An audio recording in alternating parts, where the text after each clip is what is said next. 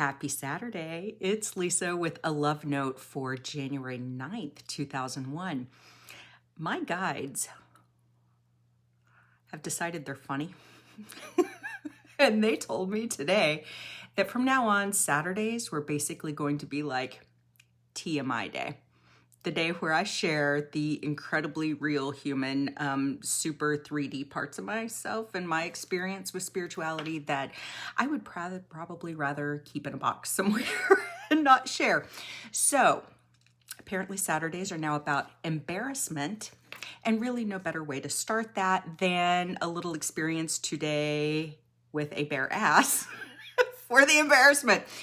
Now, the message today is really around soul family. And that oftentimes when we're on this journey, our genetic family, so our family of blood, is not necessarily our soul family. Our genetic family, our blood family, can often come about to help us learn really important lessons or help us experience important lessons, deal with karma, that kind of thing. But often it's the soul family that we find outside of our blood family that ends up being super close to us and important in our own spiritual journey and our own spiritual development. The message for today is really about being open to where you find your soul family. I'm going to tell you a little story about Tabitha, who turns out is one of my soul sisters. And Tabitha, I met in a little bit of an unconventional way. After I got divorced in 2012, I don't know, it was about 2013, I decided it was time to start dating again and, thought I'd go about that. I hadn't been in the dating world in quite some time. Apparently, I missed a memo that had circulated that had something to do with the expectation of bear down there for dating. I'm like, what? What? Are you kidding me? Enter Tabitha, who I like to call a waxing queen. It turns out Tabitha is an amazing person. And it wasn't, we got along great. We have the same birthday. We're like birthday twins. Had the same birthday. And I'd been going to her for maybe 5 years or so until we got to talking about crystals, because it turns out Tabitha makes these phenomenal bracelets that I love to wear. I like to call them my Wonder Woman bracelets. And so we got to talking about crystals and about chakras and about energy and about, the healing properties of crystals and all these things. Well, once that door was opened, it was like a whole new relationship for me and Tabitha. And now she's just absolutely one of my very best friends. And just genuinely soul sister. When you think about soul sister, she is soul family. And for a gal living in a little tiny town out in the country, outside a little tiny town in rural Oklahoma, finding soul family that you can have these kinds of conversations with, where you can feel totally seen and heard, and where you don't have to preface every freaking thing you say with, this might sound crazy, but, that is such an incredible blessing. Did I expect to meet a soul sister while getting a Brazilian wax? The answer would be no. That would not be where I expected to find, members of my soul family. But we have to be open to wherever they might show up.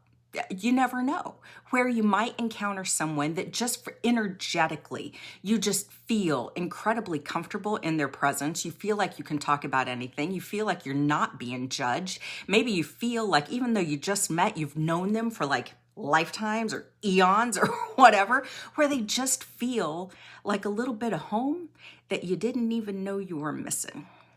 Soul family is really important, especially if you live in a place where there aren't many people that you can have open, meaningful conversations with about things that are relevant and important and meaningful to you. So finding soul family is just so critical. Living in Oklahoma, it has been hard for me to have, to feel like I can be open about these kinds of conversations. And so part of it has been the soul family that I met. I've got a lot of friends in Canada that we have these kinds of conversations. Just last night, I was on a Zoom call with 3 friends, one in California, one in New York City, one in Ohio, and then me in the other big O state of Oklahoma. And just the opportunity, regardless of distance, to come together and to have these deep, rich conversations about things that really speak to our soul and to our heart is so important, is so incredibly important. I have a feeling tomorrow I'm going to talk a little bit more. The guys kind of pushing me in the direction of talking about some of the expanded chakra system and the importance of the navel chakra in terms of connecting us with our soul family. But I think mainly today it's just the idea of you never know where your soul family's going to be. Sure, you might meet them in a church pew. And if that's the case, then yay. And thank goodness you're meeting them somewhere. You might meet your soul family in a bar.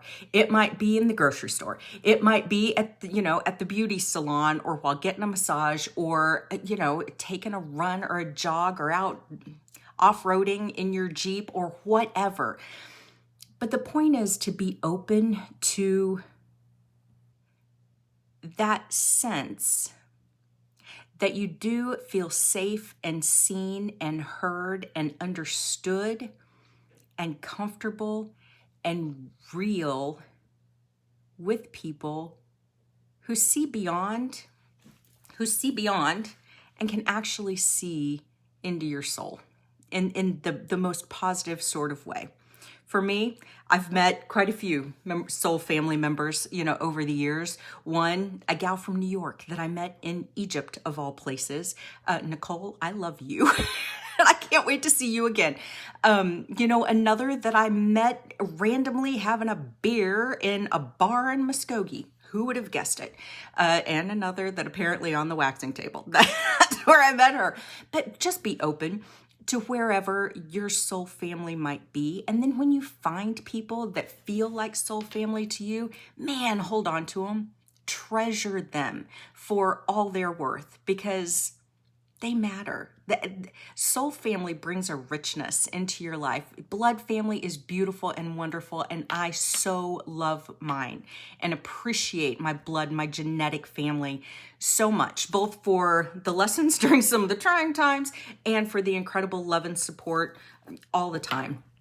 And I know that family concept goes beyond just blood, just genetics, that when you find your soul family, well, they help you recognize what makes your soul sing.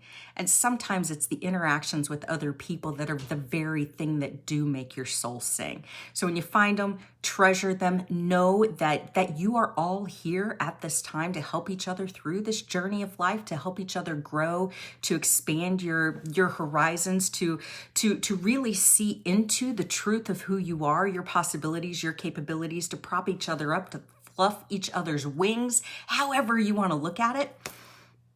But it matters. If there's somebody that that feels like soul family, honor them, recognize them, tell them, be grateful for them. And I think just really, you never know when you're going to run into them or where. And so just be open to it, because soul family really is one of those things that makes life even more beautiful. I hope you have a wonderful rest of your weekend. Remember always that you are loved and you are always capable and invited to pay that love forward. Have a great day.